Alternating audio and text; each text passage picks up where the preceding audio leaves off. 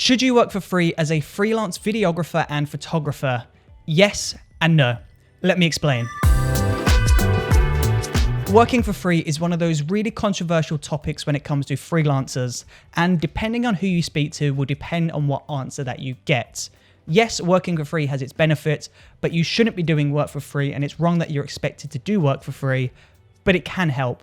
Let me explain. If you're new to freelancing and you have little to no experience in the industry, then working for free is a great way to get work. Now, a working professional in the freelancing filmmaking industry has been working for several years. They've made a whole list of videos, and this means they have a portfolio, they have a showreel, they've networked with people across the many years that they've been working. And this means when they ask for money for a video shoot, they've got all of this experience and they've got their portfolio to validate what they're selling. And the problem is, if you don't have this, if you're new to the game and you're just starting and you ask somebody for £1,000 in return for your video services, if you can't show them what you can do, then they're not going to spend the money on you. They're going to use somebody that can validate what they're saying. So this is why I think working for free in the early days of your career is very useful. You see, when you're not asking for anything and you're just offering your services for somebody, there's less risk involved.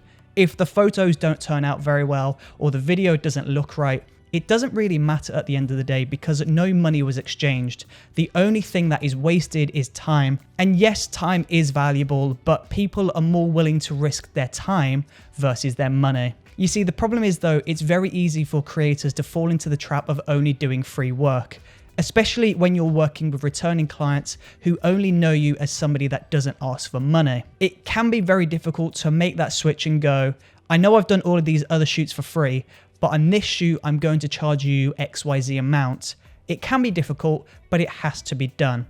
You see, once you've done enough video shoots, you've networked enough, you've got yourself a portfolio and a mini showreel, then you've got enough to validate what you're selling. People can see what level you're at. People can see the quality of your camera, the quality of your sound equipment. People can see what they're buying. And this means that you can now put a price on your work. Now, personally, I didn't start asking for money until around 3 years into my career. So I'd done all of these videos in the first 3 years. I went to artists, I asked them if I could make a music video for them. I went to restaurants to see if I could make promo videos for them.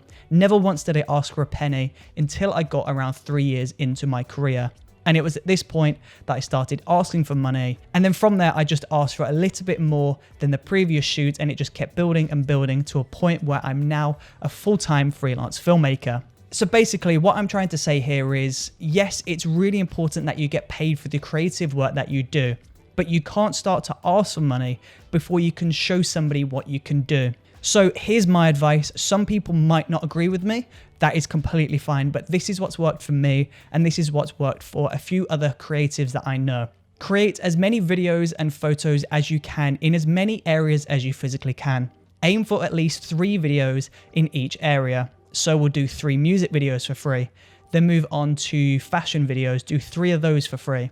Move on to short films, move on to adverts, do loads of different types of videos and do 3 in each different category. Never once ask for money. And once you've got all of these, you want to put these on Instagram, on TikTok, on Facebook. You want to make a website, put them on your website, create a showreel. And that way, now that all of your work is online, people can see what you can do. They can see your style, your creative decisions, and they can see the quality of your work. And this means when people come to you, you can now validate yourself, you can validate your price and ask for money in return for your services. So working for free in the early days of your career is extremely important and really beneficial.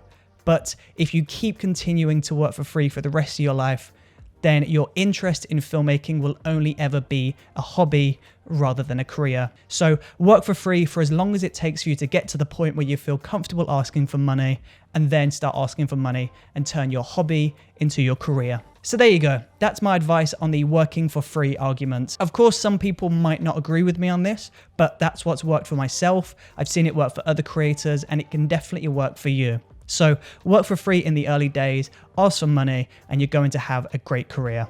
So thank you for watching. I appreciate your support, and I will see you on the next video.